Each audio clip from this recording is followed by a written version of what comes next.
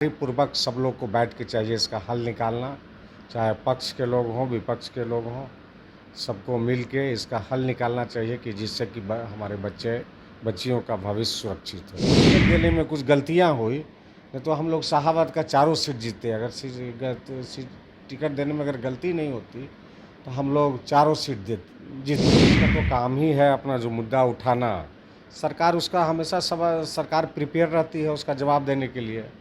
हर जो भी उसके सवाल आएंगे उसका जवाब सरकार मजबूती से देगी। नमस्कार, आप न्यूज फाउंडेशन देख रहे हैं। मैं हूं आपके साथ वंदना। हमारे साथ बात करने के लिए हैं भाजपा के वरिष्ठ नेता ज्ञानेंद्र सिंह ज्ञानू। नीट का मामला भी जिस तरह से उछाला जा रहा है, आप लोगों को नहीं लग रहा है कि पक्ष और विपक्ष दोनों एक साथ बैठ करके इस मसले को सुलझाए, क्योंकि बच्चों का जो भविष्य है वो अंधकार में दिख रहा है। इसमें तो काफ़ी बड़ी संख्या में, लाखों की संख्या में बच्चे लोग सफ़र कर रहे हैं, आगे सफ़र करेंगे। तो सुप्रीम कोर्ट ये सीबीआई की जांच भी शुरू हो गई है। यहाँ भी बिहार में भी स्पेशल विजिलेंस यूनिट जो है इसकी जांच कर रही है और इसको ईमानदारी पूर्वक सब लोग को बैठ के चाहिए इसका हल निकालना, चाहे पक्ष के लोग हों विपक्ष के लोग हों, सबको मिल के इसका हल निकालना चाहिए कि जिससे कि हमारे बच्चियों का भविष्य सुरक्षित हो। दूसरी तरफ 22 जुलाई से विधानमंडल का बजट माफ़ कीजिएगा मानसून सत्र शुरू हो रहा है। क्या तैयारी है? विपक्ष भी इस बार काफ़ी मजबूती के साथ जो है सदन में बातों को रखने वाला है, चाहे वो बेरोजगारी हो, भ्रष्टाचार हो, महंगाई हो या फिर पेपर लीक का मामला हो। देखिए विपक्ष का तो काम ही है अपना जो मुद्दा उठाना। सरकार उसका हमेशा सरकार प्रिपेयर रहती है उसका जवाब देने के लिए। हर जो भी उसके सवाल आएंगे उसका जवाब सरकार मजबूती से देगी और सरकार बहुत काम कर रही है, चाहे नरेंद्र मोदी जी के नेतृत्व में हो, नीतीश कुमार जी के नेतृत्व में हो। इतना विकास का काम हुआ है बिहार में, इतना आज़ादी के बाद कभी नहीं हुआ था जो जितना एनडीए की सरकार में विकास के काम हुई है। छोटी मोटी गलतियां कभी होती है उसको भी सरकार उसको मजबूती के साथ उसको नोटिस लेती है और उसको सुधारती है। इस बार तो कई सीट पर बीजेपी को मुंह के बल खानी पड़ी। शाहाबाद के का तो सभी सीट जो है बीजेपी के हाथ से निकल गया। और विपक्ष बिहार में देखा जाए तो मजबूत हुआ। आप लोग का जो 40 सीट का दावा था, 30 सीट पर आप लोग सिमटे, 10 सीट आप लोग के हाथ से चला गया। क्या लग रहा है आगे का जो चुनाव है 2025 का विधानसभा का जो चुनाव है उसको किस रूप में आप लोग देख रहे हैं? क्योंकि आप लोगों ने तो नीतीश कुमार के सामने सरेंडर कर दिया, अब उन्हीं के नेतृत्व में 25 का भी चुनाव बीजेपी लड़ेगी क्या? अब देखिए तो आगे की बात है, नेतृत्व तय करेगा। और जो चुनाव में फिर भी हम लोग की अपेक्षाकृत और कई स्टेट के बनिस्पत बिहार अच्छा रहा।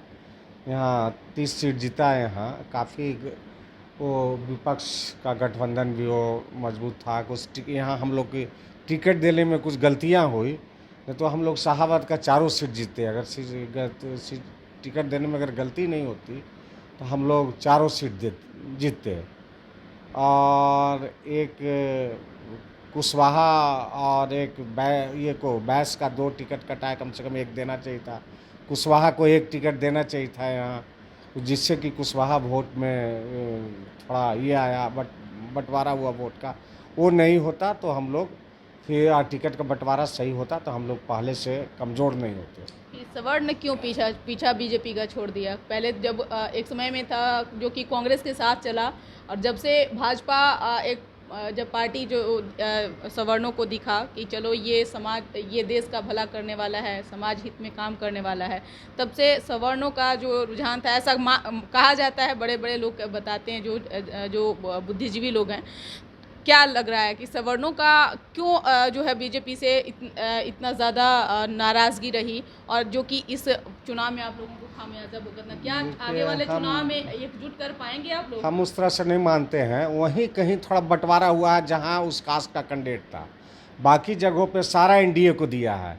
इवन सुधाकर लड़ रहे थे, जगतानंद सिंह के लड़का, हम पूरा ये लिए 60% वोट मिथिलेश तिवारी को दिया है, 40% राजपूत का वोट ही सुधाकर को मिला है। और बाकी तो और कैंडिडेट थे नहीं, बाकी जहाँ थे सब लोग को मिला ही। भूमिहार कैंडिडेट में भी, भूमिहार में जहाँ कैंडिडेट रहे मजबूत, वहाँ ज़रूर थोड़ा ये हुआ है। लेकिन 80% मोर देन 80% अपर कास्ट का वोट बीजेपी को ही मिला है, एनडीए को ही मिला है।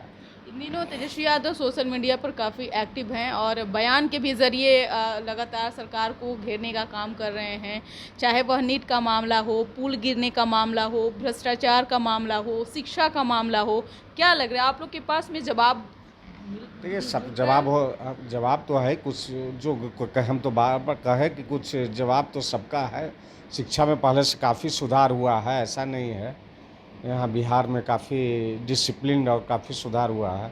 और पुल उल वगैरह है, वो जांच का विषय है। पुल गिरना तो सही बात नहीं है कि कोई पुल बना तुरंत गिर गया, वो जांच का विषय। उसमें कड़ी से कड़ी सज़ा, जो भी दोषी ठेकेदार पदाधिकारी जो भी हैं उनको कड़ी से कड़ी सज़ा मिलनी चाहिए उनको।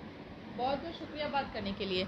तो आपने सुना कि क्या कुछ कहना था भाजपा के वरिष्ठ नेता ज्ञानेंद्र सिंह ज्ञानू का। आप क्या सोचते हैं? अपना ओपिनियन जरूर कमेंट बॉक्स में दीजिएगा। धन्यवाद।